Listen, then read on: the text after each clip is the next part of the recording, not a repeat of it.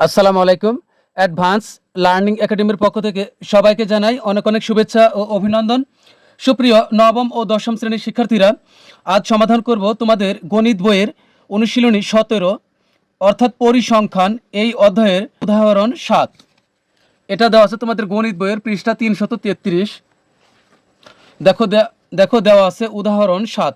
নিচে কোনো একটি শ্রেণীর শিক্ষার্থীদের গণিতে প্রাপ্ত নম্বরের গণসংখ্যা নিবেশন সারণী দেওয়া হলো। প্রাপ্ত নম্বরের গাণিতিক গড় নির্ণয় করো। তো এখানে একটি সারণী দেওয়া আছে। তো এই এখানে একটি প্রাপ্ত নম্বরের সারণী দেওয়া আছে। এই সারণী থেকে আমাদেরকে গড় নির্ণয় করতে বলা হয়েছে।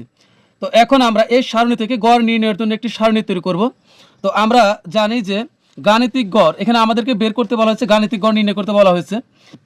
আমরা কয়টি কলাম টানবো গাণিতিক গড় নির্ণয়ের জন্য? তো আমরা জানি যে এখানে শ্রেণী ব্যাপ্তি দেওয়া আছে, তাহলে শ্রেণী ব্যাপ্তির জন্য একটি কলাম লাগবে। এরপরে হলো এফ আছে, তো এফতে কিন্তু আমরা গণসংখ্যা বুঝি, তাহলে গণসংখ্যার জন্য একটি ঘর লাগবে। এক্স আইকে আমরা জানি হলো শ্রেণী মধ্যমানকে আমরা এক্স আই দ্বারা প্রকাশ করি, তাহলে শ্রেণী মধ্যমানের জন্য আরেকটি ঘর লাগবে। তাহলে কয়টি ঘর হলো? 3টি।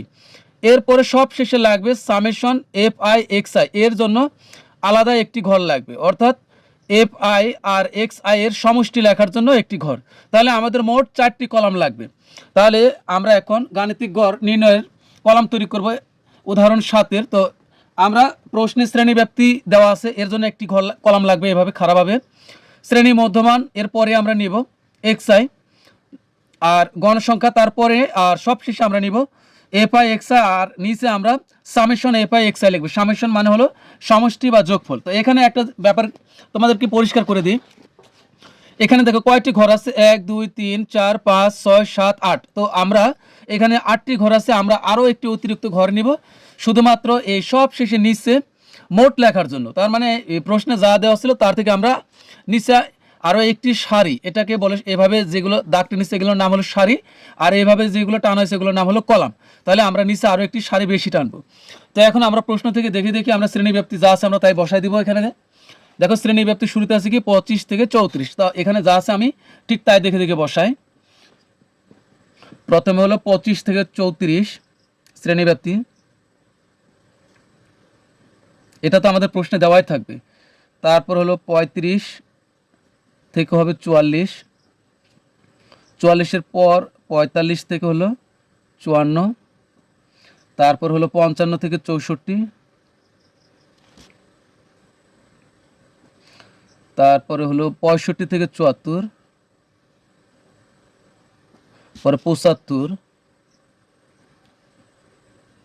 থেকে হলো 84, সবশেষে হলো 85 থেকে হলো 94। তো আমাদের প্রশ্নে যা ছিল ঠিক তাই উঠেছে। এখন আমরা মধ্যমান বের করব। তো মধ্যমান যে কথা, মধ্যবিন্দু কিন্তু ঠিক একই কথা। তো মধ্যমান আমরা কিভাবে বের করব? প্রত্যেকটি শ্রেণীতে কিন্তু নিম্ন সীমা আছে আর উচ্চ সীমা আছে। তো এটা নিম্ন সীমা হলো 25 আর উচ্চ সীমা হলো 34। মধ্যবিন্দু আমরা কিভাবে বের করব? নিম্ন সীমা আর উচ্চ সীমা যোগ করব। তো এখানে নিম্ন সীমা হলো 25, তো 25 যোগ উচ্চ সীমা হলো 34, 34 যোগ করলে হবে 59, 59কে আমরা 2 দ্বারা ভাগ করব, তাহলে হবে 29.5। তো এখানে হচ্ছে 29.5। তো এরপরে আমরা আরও একটি মধ্যবিন্দু বের করব। এরপরেরগুলো আর বের করতে হবে না, 2টা বের করলে হবে, পরেরগুলো আমরা সহজে বের করতে পারবো। পরেরটা হলো 35 আর হলো 44। তো এখানে যোগ করব হলো 35 যোগ হলো 44, তাহলে কত হলো? 79। তো ভাগ করবো 2 দ্বারা, তাহলে 39.5। তো এখানে হচ্ছে 39.5।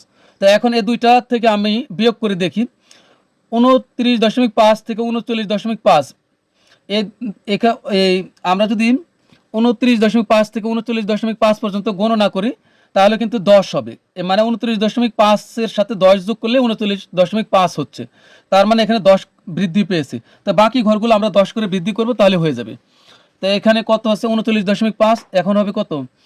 49.5, 49.5। এরপরে হবে আমাদের এখানে আরও 10 যোগ করলে হবে 49, তাহলে হবে 59.5। পরে আরও 10 যোগ করলে হবে 69.5। তারপরে আরও 10 যোগ করলে হবে 79.5,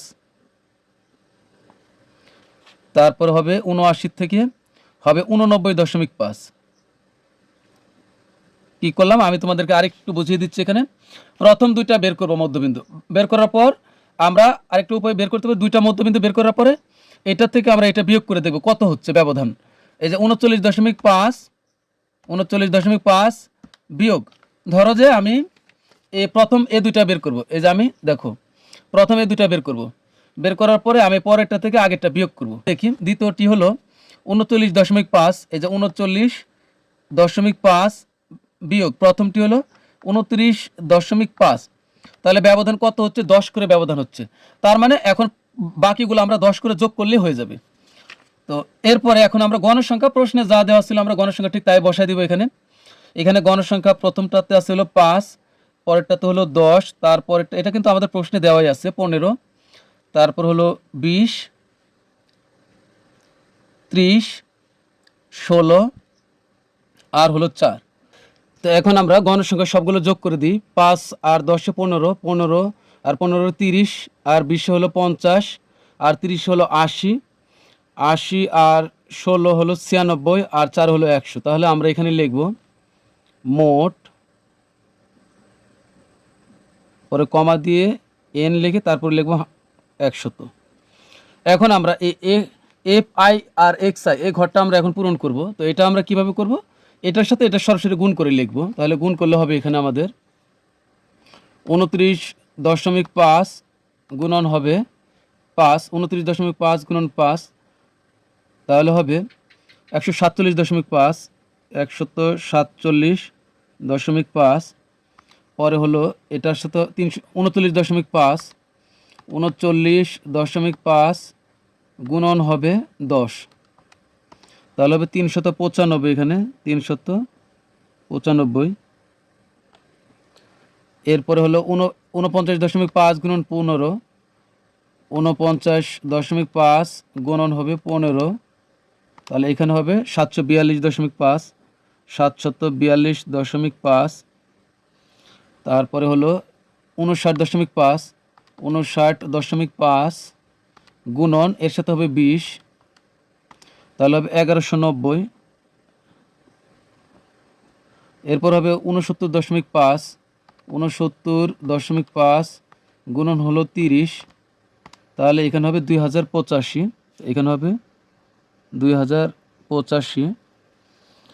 তারপরে 79.5 গুণন 16, 79.5 গুণন হবে 16, তাহলে এখানে হবে 1272, এখানে হবে 1272। এরপরে হবে এখানে 89.5, 89.5 গুণন হবে হলো 4, এখানে হবে তাহলে 358। তা আমরা এখন সবগুলো যোগ করব। এখানে যোগ করে আমরা সবগুলো 147.5, 147.5 যোগ 395, 395 যোগ 742.5, 742.5 যোগ 1190, 1190 যোগ 2085, 2085 যোগ হবে 358, না 1272, 1272 যোগ 358, 358, তাহলে হবে 6190। এখানে আমরা লিখব সামেশন। সামেশন মানে হলো সমষ্টি বা যোগফল। তো তুমি এখানে সমষ্টি লিখলে হবে বা মোট লিখলে হবে। তো সামেশন সমষ্টি এফ আই এক্স এর সমষ্টি, অর্থাৎ এফ আই এক্স এর যোগফল। তাহলে এখানে আমরা কত পেয়েছি? 6190। তো তোমাদের দেখো পাঠ্য বইয়ের যে উদাহরণ আছে এখানে একটু তোমরা দেখে নিও, একটু কারেকশন করে নিও। এখানে দেখো দেওয়া আছে 79.5 আর এর সাথে গুণ করছে হলো 16, গুণ করার পর এখানে লিখছে 1275। তো এটা কিভাবে সম্ভব? এখানে দেখো আমরা যদি গুণ করি 79.5, এই যে 79.5 গুণন এখানে যদি আমরা 16 গুণ করি এর সাথে, তাহলে হয় 1272। কিন্তু এরা লিখেছে 1275। তো এখন যাই হোক, আমরা যেভাবে করেছি আমাদের যোগে যা এসেছে আমরা ঠিক তাই নামিয়েছি। তো এখন লিখব সুতরাং। তো এখন আমরা গাণিতিক গড়ের যে সূত্র আমরা সেটা লিখব। তা আমরা জানি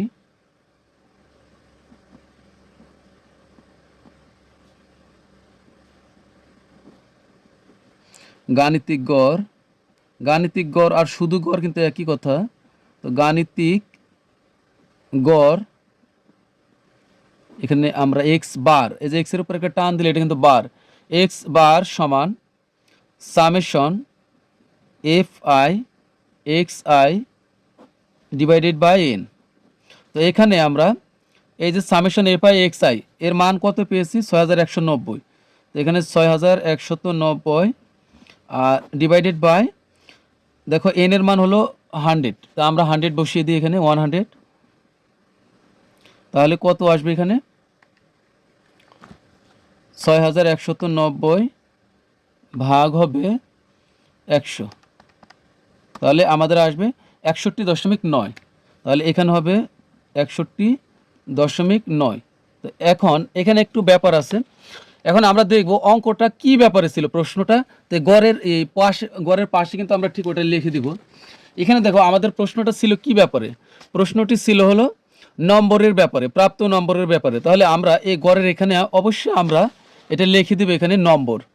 তো এখানে লিখব 61.5 না 61.9, এখানে আবার নম্বরটা আমরা লিখে দেব নম্বর, আর ব্র্যাকেটে তাহলে আমরা লিখে দিই উত্তর। তো এটাই হলো আমাদের উত্তর। তো প্রিয় শিক্ষার্থীরা, আজকের মতো আমাদের ক্লাস এখানেই শেষ। তো পরবর্তীতে আমরা অন্য কোনো উদাহরণ সমাধান করব। তো প্রিয় শিক্ষার্থীরা, তোমরা সবাই ভালো থাকবে, সুস্থ থাকবে। আল্লাহ হাফিজ।